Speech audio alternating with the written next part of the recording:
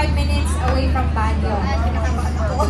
Kinakabahan daw siya. Ako nga, kabahan ka na sa akin. Siguro tumanda na ako, hindi ako nakapunta ng Baguio. Huwag ka mag-alala, dito kami. Ano kayo tsura ng Baguio? Never been to Baguio. Hindi ka ba galing doon? Never. Nakakahiya naman. Oo nga eh. Kasi hindi pa nakarating na. Inahiya nga ako. Diyos ko, lumaki na lang ako. Hindi ko alam yung Baguio na yan.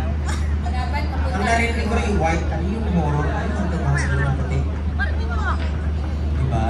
Tapos strawberry jam. Sa diplomat mo yun. Sa diplomat. Napunta ka na doon eh. Strawberry jam, di ba? Yun ang kanilang tsaka panag-bread. Pinag-bread. Yan, festival. Ay, wow. Nag-saan ka ba dito sa... Dito lang po ako sa ano. Ah, di ba? Kala sa Coral. Walaan po. Sa likod lang pala ng Coral. Likod nyo lang. Kaya pala. Sino yung kasama mo? Workmate. Workmate. Ka-workmate. Shoutout mo pangalan niya. Oo, shoutout po na nandito ka. Shoutout po kay Ate Teresa. Ate Teresa.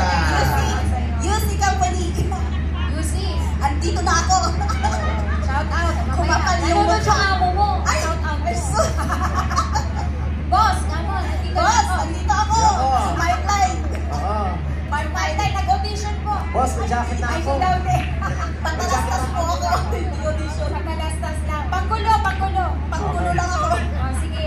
Sana mamaya sumali na sila. Lumakas sa yung loob nila. True. Oo. Yeah. Pagka sinimulan ni Beverly, may susunod na yan. Akit na yan sila. Okay? Alright. Palakpakan po natin. Pwede ba natin